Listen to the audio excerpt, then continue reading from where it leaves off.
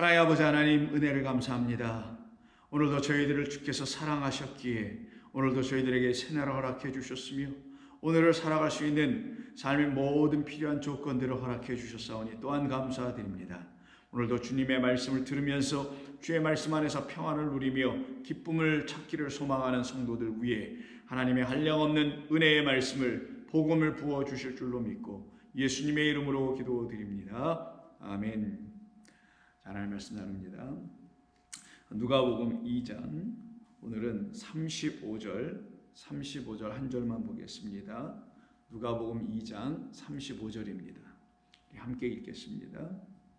또 칼이 내 마음을 찌르듯 하리니 이는 여러 사람의 마음의 생각을 드러내려 함이니라 하더라. 아멘. 오늘 이 본문의 말씀은 성전에 우리 예수님의 부모님과 함께 예수님께서 어린 아기로서 맏아들로 드려지는 그들의 관습과 그들의 종교 의식에 따라 성전에 오셨을 때에 그 성전에 있었던 시몬이라는 한 사람이 그 어린 아기 예수를 안고서 지금 그 아기 예수는 하나님이 보내신 표적으로서 많은 사람들을 패하거나 혹은 흥하게 하는 비방을 받게 되는 사람으로서 살아가게 될 것이며, 더 나아가서는 35절에 나타나여 말씀되고 있는 이런 일도 할 것이다 라고 하는 것이에요. 그래서 34절과 35절은 모두 다 그리스도 예수께서 행하시는 일, 하나님의 표적을 들춰내시는 그 일을 담고 있는 것이죠. 그러니 이 말 자체는 이미 진리를 드러내기 위해서 우리에게 알려주시는 그런 본문일 수 있으며, 또 하나님의 그 속뜻 마음을 우리에게 알려주시려고 하는 내용을 이 34절과 35절에 담고 있는 것이죠.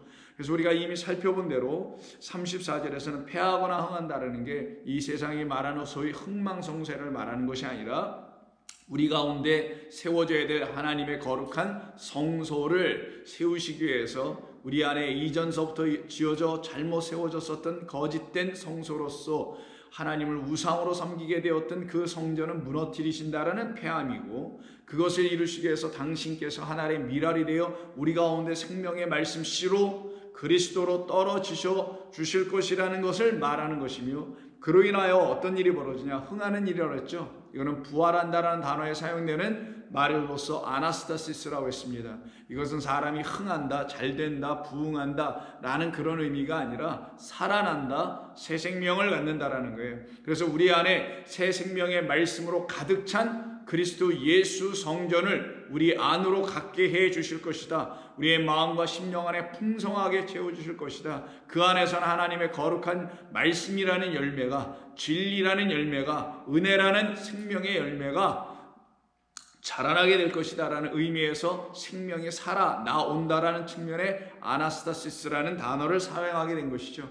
그럼 여기서 우리는 부활로 사용되는 이 아나스타시스가 여기서 이제 흥한다는 말로 사용됐으니 부활이라는 말도 우리가 새롭게 잘 정립하여 이해할 수 있는 것이죠. 세상 사람들이 세상 타종교에서도 말하는 그 부활은 죽은 다음에 살아나는 것으로 단순히 이해하고 맙니다만은 우리에게 있어서 부활, 우리 주님을 통하여서 영원하신 창조주 하나님께서 우리에게 약속해 주신 이 언약으로서의 부활은 바로 우리 가운데 새 생명 주심으로, 그 새 생명으로 오신 그리스도 예수로 그가 전해주신 하나님의 말씀을 듣고 우리의 심령 안에 이미 새 생명이 자라나고 있음을 말하는 것입니다.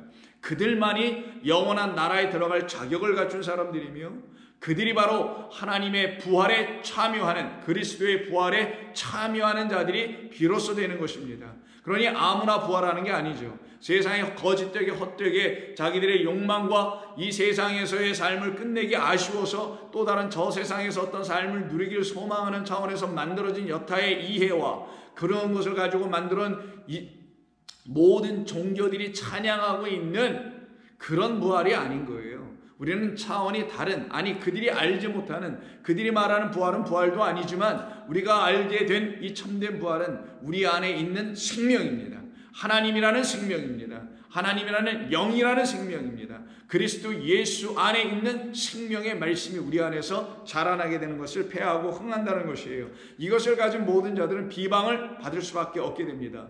누구들에게? 이와 같은 말씀과 이와 같은 생각을 갖고 있지 않은 많은 다른 차원의 부활과 다른 차원의 흥망성쇠를 구가하고 있는 모든 이 세대와 세태의 흐름을 쫓아가고 있는 사람들에게서는 우리는 날마다 쫓길 것이며 쫓겨날 것이며 비방을 받을 것이며 그들에게 표적의 대상, 그들의 공격의 대상이 될 수밖에 없게 될 것입니다. 그것이 바로 곧바로 35절로 연결되는 말로서 칼로 등장되고 있는 것이에요.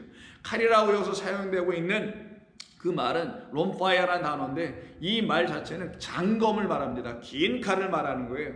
그러니까 긴 칼이라는 것은 큰 것을 쳐내거나 어떤 큰 일을 할 때 사용되는 일이겠죠. 특별히 전장에 나간 장수가 사용하는 장검이라는 것으로 여러분 이해하시면 될 것입니다. 그런 차원에 사용되는 칼을 갖다가 지금 좀 여기서 사용하고 있는 것이에요. 근데 이 칼이 어떤 일을 할 것이냐가 문제죠. 모든 지금 34절 35절의 말씀은 그리스도 예수로 말미암아 하나님이 들춰 우리에게 알려주시려고 하는 표적이죠. 그러면 칼도 표적이요, 여기 찌른다는 것도 어떤 뜻을 담아 우리에게 전해주려고 하는 표적이죠. 그럼 이 표, 사인들을 가지고 칼이라는 사인을 통해서 실제를 알아내야 되는 거고 알아야 되는 거고, 그 칼이 찌른다고 할 때 찌름의 그 대상인 마음은 또한 무엇인지를 알아야 하는 것입니다. 그렇게 알고 그것을 깨달아 그 상황에서 그 뜻 안에서 이 말씀을 우리의 마음 안으로 온전히 주시려고 하는 성령에 의지하여 이 말씀을 들을 때야만이 그리스도 예수로 지금 이 일을 다 이루시겠다고 하여 시몬의 입을 통하여 선포하고 있는 하나님의 그 온전한 하늘의 음성, 복된 소식이 우리 가운데도 들려질 수 있게 되는 것이고요. 그때 비로소 저와 여러분 안에도 생명의 주께서 우리 안에서 하시는 모든 일들이 무엇인지를 비로소 깨달아 알게 되어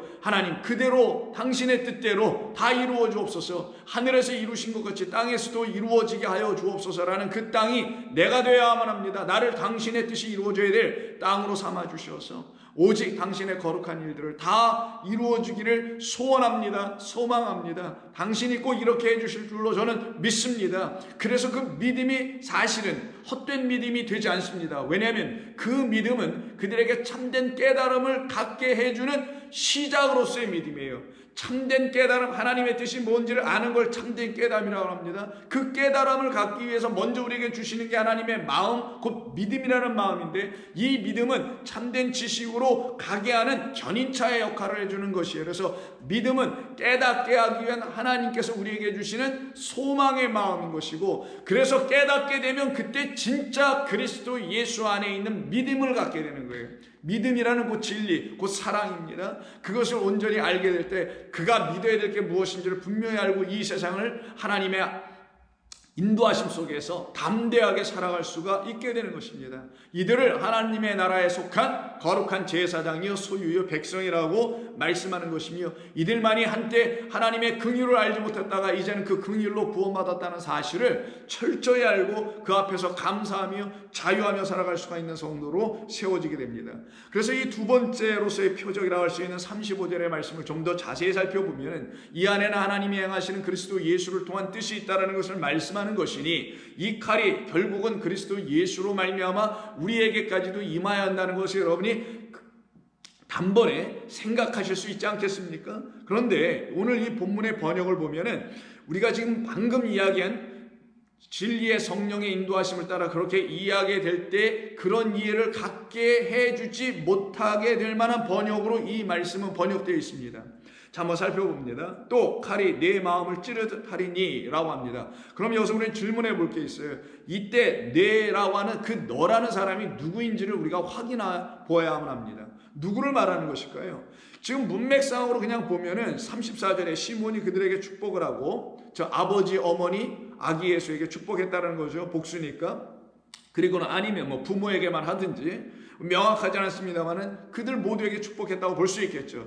자, 그의 어머니 마리아에게 말하여 이르기를 하면서 시작했으니 34절에 이 말씀을 듣고 있는 자는 마리아라고 제한되어 있습니다. 그러면 그들 그 말씀을 그대로 받아 35절에 적용하게 됐더라면 여기서 지금 말씀하고 있는 35절에서 너의 마음의 그 너는 마리아일 수밖에 없게 될 것입니다. 그런데 만약에 이걸 이런 번역으로만 읽게 되면 당연히 이때 너는 34절에 있는 마리아를 문맥상에서 의미하는 것이니 마리아의 마음, 너의 마음을 찌르듯 할 것이다 라고 말하는 것으로 이해될 수 있어요. 이렇게 번역을 하게 됐던 이유는 아마 그 앞에서 패하거나 흥하게 하며 비방을 받게 될 표적으로서 예수님의 삶이 얼마나 고단하고 고통스럽고, 그리고 대제사장과 서기관들과 이런 사람들에게 버림을 받고 그들에게 맞고 죽임을 당하고, 이런 이야기들이 그리스도 예수 안에서 펼쳐질 거라는 걸 미리 알고 있는 이런 번역자들에 의해서 그 마음을 가지고는 마리아가, 그런 그 어머니로서 얼마나 애간장이 녹는 것이며 가슴이 찢어질 일일 것인가. 그래서 그 칼이 마치 그 마음을 찌르듯 하는 아픔을 이 여인 마리아가 어머니로서 육적인 삶 속에서 경험할 수밖에 없다라는 것으로 혹시 생각하여 이렇게 번역할 수밖에 없었던 건 아닐까? 라고 생각하는 이와 같은 추정은 그렇게 크게 다 틀리진 않았다고 봅니다. 왜냐하면 제가 근거가 있어서 여러분들에게 드리는 말씀이 있기 때문이에요. 그 근거는 뭐냐면 이 본문에서 번역되지 않은 중요한 말이 하나 있기 때문입니다. 여기는 너의, your, 영어로 하면 너의 마음 이렇게 돼 있지 않습니까? 근데 너의만 있지 않고요, 다른 소유격이 또 하나 있어요. 그것이 빠져 있습니다. 그게 뭐냐면은 그녀의라는 말이 있어요. 사실 그녀의 마음과 너의 마음, 이 두 개가 있는 거거든요. 그래서 너의가 먼저 나와 있고 그녀의가 뒤에 따라 나와 있고, 마음이라는 단어는 그 세 번째에 있어서 너의 그 마음, 그녀의 마음이, 이 너희와 그녀가 이 마음 하나를 향하여서 같이 공통 분모를 취하고 있다라는 것입니다. 둘이 다 이걸 수식하고 있다라는 거예요, 마음을. 그러면 이때 그녀의에 해당되라는 것이 추정해 볼 건데, 볼 때에는 마리아가 여자니까 여성 대명사로서 그녀가 여기에 해당될 것이며, 오히려 여기 너의 마음이라고 하는 너는 마리아가 아니라 여기서 너희라는 것은 누구를 말할까요? 바로 우리 주 예수 그리스도를 말하는 겁니다. 왜? 34절과 35절은 그리스도 예수님에 대한 이야기를 하는 거기 때문에 드디어 34절, 35절에서는 그 그리스도 예수, 비방받고 표적이 되어야 될 그 그리스도 예수, 너의, 그래서 아기를 안고 그 아기에 대해서 당신의라는 거예요. 당신의 뭐를, 마음을 찌르는 게 아닙니다. 그리고 당신의 마음을 찌는 것도 아니고 그 여자의 마음을 찌는 것도 아니고, 마음이 잘못된 번역이에요. 왜냐하면 같은 35절의 하반 부분에 보면은 여러 사람의 마음의 생각을 드러내려 함이라는 말이 또 나오죠. 그때 마음과 이 앞에 부분에서 그 칼이 내 마음을 찌른다고 할 때 그 마음은 서로 다른 단어입니다. 후자에 등장한 여러 사람의 마음에 생각할 때 이 마음이 사실 바른 번역 맞습니다. 이건 마음으로 번역하는 게 맞아요. 왜냐하면 헬라어로 카르디아라고 사용했기 때문입니다. 써졌기 때문이에요. 카르디아는 마음으로 번역하는 게 맞아요. heart 이런 거죠. 마음입니다. 뭐 생각 뭐 등등 이 마음을 말할 수 있는데, 그것으로 번역하는 것은 타당하지만 여기 위에 칼이 너의 마음을 찌른다고 할 때, 우리 이제 본래대로 번역합니다. 칼이가 아니라 너의, 그리고 그녀의 마음이 아닌 푸시케예요. 푸시케는 영혼입니다. soul이라고 번역을 하든 아니면 life라고 번역하는 게 맞아요. 이건 무엇을 의미하냐면 헬라 사람들은 사람을 2등분, 3등분하여 나눠서 이해했습니다. 사람은 육을 갖고 있고, 그리고 혼을 갖고 있고, 아니면 영을 갖고 있다라고 이렇게 생각을 했었어요. 그러나 성경이 말하는 사람에 대한 이야기는 둘로 이야기합니다. 무엇을 하냐면 흙으로 지어진 육적인 존재에게 하나님께서 당신의 호흡을 주시는데, 그 호흡은 맨 처음에 창세기 2장 7절에 사람을 지으실 때 첫 번째 아담으로서 그 아담을 지으실 때 아담이 갖게 된 호흡은 완전한 하나님의 영을 가진 호흡이 아니라 어떤 호흡이냐면 하나님이 주신 코에 생기를 갖게 하시는, 그래서 그 육을 살아있게까지는 하게 하는 네페시라는 호흡을 주는 거예요. 그 네페시라는 호흡을 히브리어로 헬라어로 바꾸면, 그 히브리어를 헬라어로 바꾸면 이게 푸시케에 해당되는 말인데, 그걸 갖다가 영혼이라고도 번역을 하지만 사실은 그거 호흡입니다. 어떤 차원의 호흡이냐? 생명, 육의 생명을 유지하는, 그래서 육적인 생명을 유지하게 하게 하는 호흡인 거예요. 그걸 통틀어 그냥 생명 혹은 목숨이라고도 하는 겁니다. 그래서 너희가 너의 목숨을 잃고자 하면 얻게 될 것이 할 때도 그때 목숨이 이 푸시케를 말하는 거예요. 그럼 푸시케는 뭐냐? 우리가 처음으로 갖게 된 우리 안에 있는 호흡인 거예요. 이 호흡은 하나님의 영이 우리 가운데 들어오셔서 그 영으로 호흡하는 호흡이 아닌 우리 안에 있었던 1차적인 차원에서의 호흡에 불과한 것이며, 그 호흡은 유한하며 언제는 끝이 나게 되는 호흡이고, 그 호흡만 가지고 살면 정령 죽게 되지만, 하나님의 영이 우리 안에 들어와서 우리를 다시 살려내는 아나스타시스, 흥하게 하는, 살아나게 하는, 부활시키게 하는 그 호흡이, 생명의 영이 우리 안에 들어오면 그거는 첫째 부활에 참여하게 되어 둘째 사망에 들어가게 하지 않는 새 호흡을 주는 거예요. 그걸 갖다가 루아흐, 바로 영이라고 하는 거예요. 그 영을 갖지 않은 상태에 육으로서만 있는 사람들이 갖고 호흡하고 이걸 살아있다, 생명이 있다 라고 하는 그걸 갖다가 히브리어는 네페시라고 하는 거고, 헬라어로는 여기 본문에 쓰인 푸시케입니다. 이거는 마음이 아니에요. 이거는 생명과 관계 있는 것이고 호흡입니다. 이건 첫째 아담이 갖고 있는 호흡이에요. 그러나 고린도서 15장에 보면 부활장에서 둘째 아담은 뭐라고 합니까? 첫째 아담은 생명이요, 그게 바로 창세기 2장 7절을 그대로 번역한 겁니다.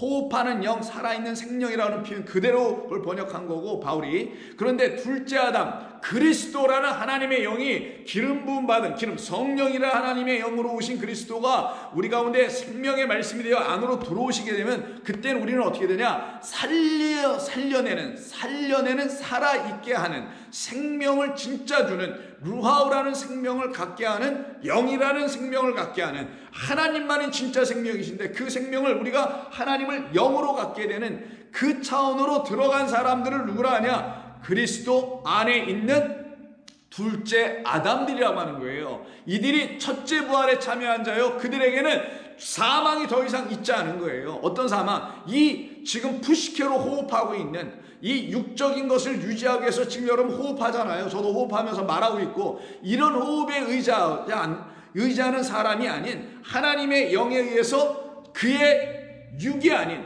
영이 영원토록 유지되게 하는, 그래서 영생을 살게 하는 그 호흡을 주시는 것을 말합니다. 그래서 그러면 하나님께서 우리에게 정작 주시려고 하는 건 뭐겠어요? 육적인 호흡을 하게 하는 이 코에 기식하는 것을 의지하여 자기 생각으로 하나님을 대적하고 있어서 창세기 6장서부터 9장 사이에 있는 노아의 홍수로 멸망당하는 그런 차원에 있을 수밖에 없는 우리에게 그 호흡을 어떻게 하셔야 되겠어요? 그거 의지하고 살아가는 그 인간적인 생각들이 가득 차 있는 그 호흡들을 무너뜨리고 폐하여 버리셔야 되지 않겠냐고요. 그걸 찔러 그 호흡을 끊어내야 되지 않겠느냐고요. 그 호흡을 갖고 뛰고 있다는 그 심장을 찔러버려야 될 거 아니겠냐고요. 그 심장이 이 여기에 있는 심장이 아니라 우리들이 갖고 있는 잘못된 이해와 깨달음과 신앙과 어떤 행위들과 이런 모든 것들을 총망라한 것이에요. 그게 바로 우리라는 존재, 이 육적 존재를 유지하고 존재케 하고 지탱케 하는 어떤 삶의 방편들과 방식들 아닙니까? 그것을 찔러버리는 거예요, 하나님께서. 그럼 그것이 끝나게 되죠. 그럼 그때 뭐가 들어오냐? 하나님의 생명이 들어오는데, 이것을 지금 하나님께서 약속해 주셨다라는 거예요. 그럼 이런 말씀을, 약속의 말씀을 듣고는, 맞아요 하나님, 제게 있는 첫 번째 아담으로서의 그거는 끝나야죠. 땅에서 한 번 난 자, 첫째 하늘과 첫째 땅에만 속해 있었던 나의 그 육적인 존재가 끝이 나야죠. 그거를 갖다가 푸시케 칼이 뚫고 지나간다라는 표현인 거예요. 그런데 이것이 우리에게 이루어지게 하시기 위해서 지금 둘을 다 쓴 겁니다. 누구? 너의와 그녀의. 너는 누구? 그리스도라는 예수의 육체 안에 하나님의 칼이 들어간다라는 거예요. 그리고 그 일을 하나님께서 어디서 보여주세요? 저 십자가에서 다 이루어 보여주심으로 율법이 말하는 의가 아닌 십자가에 나타난 하나님의 또 다른 의, 곧 의로우신 행위, 의로우신 거룩한 일, 우리를 육적인 호흡 푸시케만 가지고 살다가 이 땅에 묻히고 끝나게 살아가게 하지 아니하시고, 그러나 하나님께서 만약 우리를 그렇게 하신다면 하나님은 의로운 하나님이 아니시죠. 하나님은 긍휼의 하나님이 안 되는 겁니다. 근데 하나님의 긍휼의 하나님이라는 이름을 하나님이 가지실 수밖에 없고, 사랑의 하나님이라는 이름을 그분이 가질 수밖에 없어서, 그거를 깨달아 알게 된 사람이 하나님을 사랑의 하나님이라고, 긍휼의 하나님이라고, 은혜의 하나님이라고 부르게 될 수밖에 없는 것은, 그 하나님께서 우리를 불쌍히 여기셔서 이 차원에서 다른 차원으로 옮겨가는 것, 영원한 생명의 세계로 우리를 끌고 가는 것, 그래서 사망에서 생명으로 옮기시는 이 놀라운 부활의 역사를 일으켜 주시는 의를, 당신의 의로운 일을 이루시기 위해서 십자가에서 그 아들의 육신을 폐하는 겁니다. 그게 바로 그의 푸시케 안으로다가 하나님의 검이 들어가 버리는 거예요. 그럼 그 검이 뭘까요? 그 검이 정말 이 세상에서 말하는 장검, 장수들이 쓰는 검일까요? 아닙니다. 성경에서 말하는 검은 여호와의 입에서 나오는 말씀이라는 것밖에 없는 거예요. 그 말은 뭐냐면 그리스도 예수 안에는 하나님의 말씀이 이미 들어가 있다. 그 말씀이 그를 찌르고, 그래서 어떻게 해요? 그 안에서 하나님께서 펼쳐 보여주시려고 하시는 너무너무 위대하고 너무너무 장대하고 너무너무 존귀한 하나님의 거룩한 말씀들이 쏟아져 물로써, 피로써, 성령으로써 우리 가운데 임하게 해주실 거라는 겁니다. 그때 그리스도가 자기의 신랑인 것을 깨달아 안 사람들, 그들을 누구라 하죠? 하나님이 찾으시는 신부입니다. 하늘에서 온 하나님의 거룩한 신부들인 거예요. 그래서 그들의 존재를 계시록 21장에서 하늘에서 내려온 신부 같더라고 하는 새 예루살렘이라고 한 거예요. 그들을 그리스도와 하나가 되게 하시는 겁니다. 똑같다라는 거예요. 너희들도. 그래서 이 그리스도 예수와 너희들 그녀라는 여기 본문에서 사용된 너희들도 똑같아. 그래서 그녀들은 그냥 앉아서, 우리라는 신부가 되어야 될 하나님의 성도들 앉아서 그리스도께서 뭐 하셨는지 이렇게 쳐다만 보고 고맙습니다, 나를 위해서 대신하시는 걸 다 해주셨네요 라고 강 건너 불 보듯 구경하는 게 지금의 교회들과 신앙인들이 하는 작태라고 한다면은 우리는 그런 사람이 아니에요. 아니죠. 우리 주님이 그렇게 하신 것은 나와 당신이 한 몸으로 연합하여 나를 이끌고 당신의 거룩한 나라로 가시기 위해서 육으로만 호흡하고 있었던 나의 생명을 그걸로는 안 된다, 그거는 안 된다, 그거는 이 땅에서의 삶으로 만족할 수 있는지 모르지만 만족하는 자 하나도 없어서 아직도 욕심들 내고 바둥바둥거리고 어떻게든 하루를 더 살아보려고 난리법석을 치고 있는 거 너 모르느냐? 그러니 그거 갖고는 안 된다. 너는 나와 함께 연합해야 해. 나와 한 몸 돼야 돼. 내가 너에게 머리를 내어줘서 내가 너에게 주인이 되어주고 너는 나의 것이 되어서 너와 나는 한 몸 되어 있다는 사실을 알게 될 때에, 그런 나의 뜻을 너희가 알게 될 때 그런 나를 너희가 영접하게 되겠지. 그럼 너는 나를 혼자만 바라보는 자가 아니라 너에게도 십자가가 있듯이 너에게도 똑같이 뚫고 지나가야 할 그 검이라 하나님의 말씀이 뚫고 지나가야 돼 목숨이라고 하는 푸시케가 너에게도 있지 않느냐? 그 헛된 호흡이 너에게도 지금 있지 않느냐? 그 호흡을 가지고 네가 영생을 누릴 수 있다고, 그 호흡을 가지고 하나님을 복되게 해볼 수 있다고? No. 그런 건 있을 수 없지. 그 호흡은 끝나야 돼. 정령 죽어야 돼. 그게 창세기에서 말씀하신 약속, 진짜 정령 죽어야 될 거라는 거예요. 그리고 넌 살아나야지. 내가 준 호흡으로 살아나야지. 내가 준 생명의 말씀, 내 말은 영이니 이 생명을 주는 영의 말씀으로 넌 살아나야지 라고 하는 이 모든 말씀을 듣고 아멘, 맞습니다 주님. 주님의 말씀이 거룩합니다. 주님의 말씀이 진리입니다. 참되십니다. 그 안에는 참으로 하나님 당신의 진실이 담겨있네요. 이런 말씀을 내게 주신 하나님 감사합니다. 그걸 덥석 잡은 사람들만 어떻게 해요? 그 장검 칼이 그 안으로 들어가게 되는 거예요. 그때 그들은 주의 말씀에 감동이 되고 주의 은혜에 눌리게 되고, 눌린다는 표현은 뭐라고 할까요? 압도되게 되고, 그리고 그 말씀이 자기를 끌어 하늘로 들어 올리는, 말 그대로 에녹처럼 이 땅과는 관계없이 하늘의 삶으로 살아갈 수 있는 사람들이 비로소 이루어지게 되는 겁니다.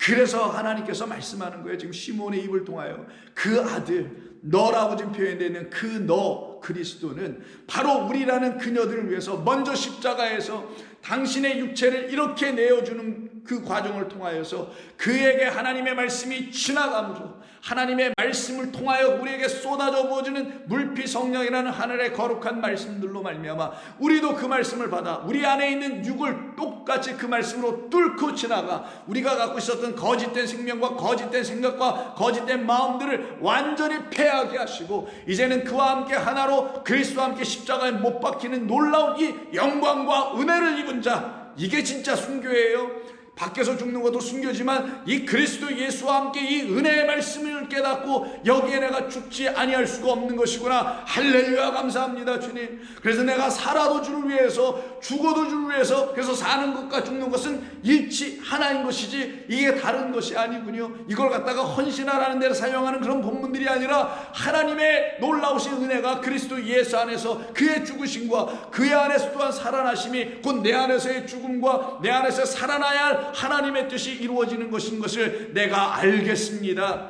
이것을 깨달아 알게 되는 사람들에게는 하나님의 은혜 이야기가 물밀듯 들어가기 시작하지 않겠어요?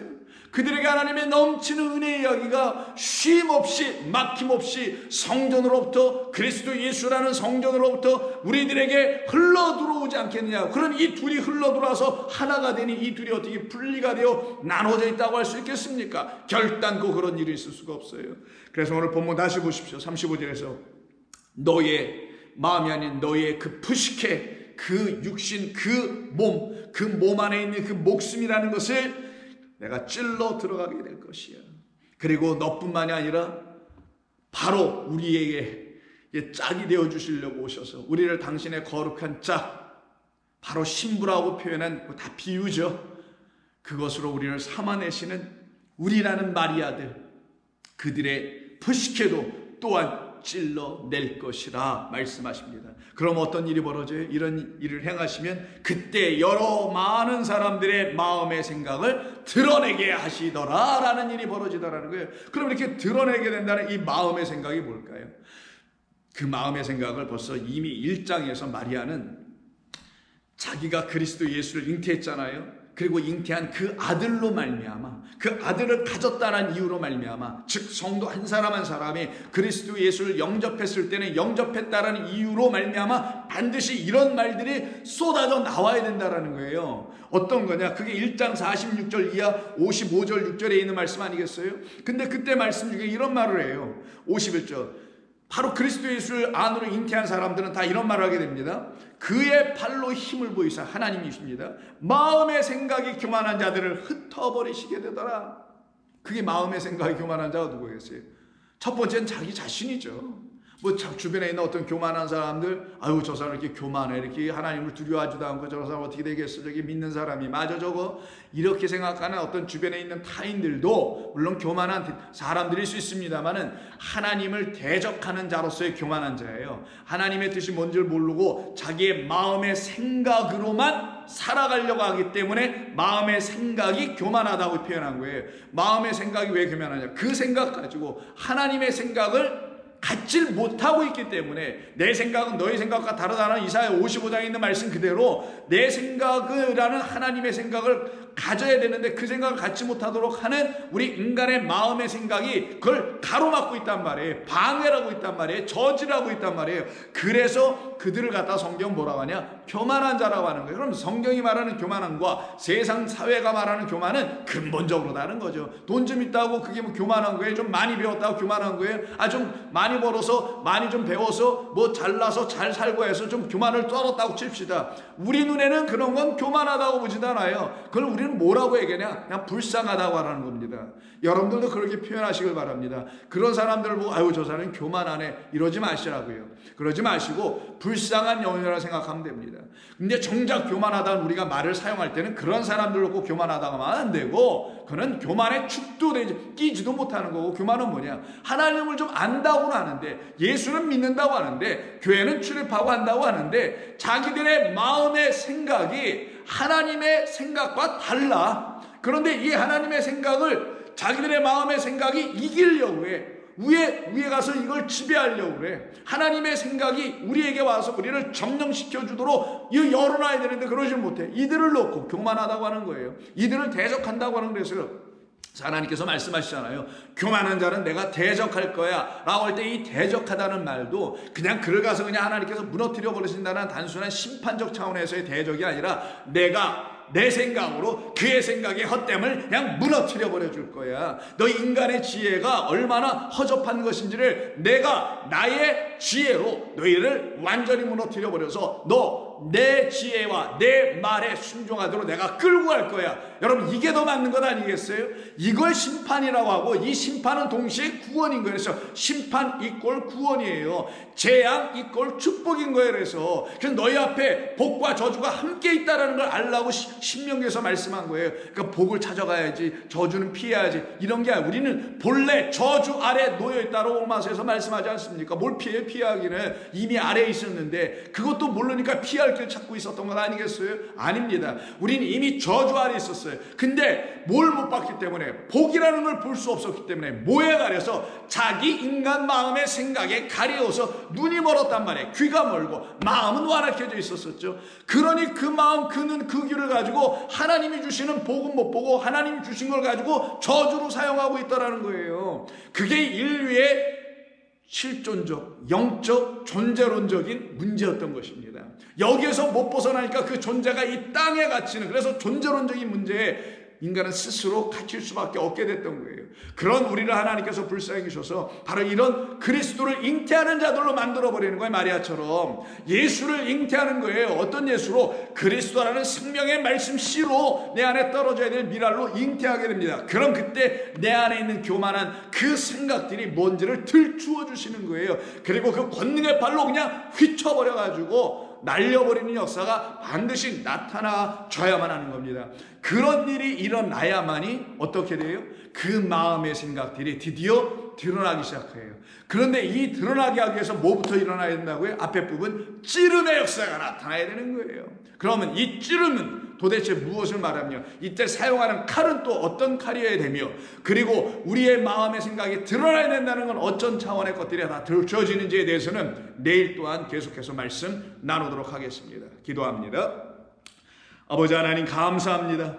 오늘도 저희들의 심령을 주께서 살피셔서 우리로 하여금 이 땅에서 살아가는 이 모든 삶의 내용에 하나님의 허락하심과 인도하심 가운데 있음을 깨닫고, 그러나 이 세상에서 이 삶이 결국은 하나님께서 당신의 영원한 나라의 삶을 가르쳐 주시기 위한 예표요 표적에 불과하다는 사실을 알게 될 때 이 땅에 묶일 것도 없으며 이 땅의 것에 의해서 지나치게 이 세상을 사랑하며 살아갈 이유도 없고, 이 세상 때문에 또한 황급한 마음을 갖고 실망 가운데 슬픔 가운데 살아야 될 이유도 없는 줄로 믿습니다. 이것이 성도들에게 주신 자유함을 갖게 하는 믿음이오니 이것을 잃지 않고 우리 안에서 반드시 세워져야 될 당신의 거룩한 생명인 영의 역사가 일어나게 하여 주시옵소서. 육은 육이요 영은 영이니 육은 무익하나 영은 살리는 것이라는 말씀이 우리의 심령과 우리의 귓가에서 떠나가지 아니하도록 저희들을 도우시기를 소원하오며 예수님의 이름으로 기도드립니다. 아멘.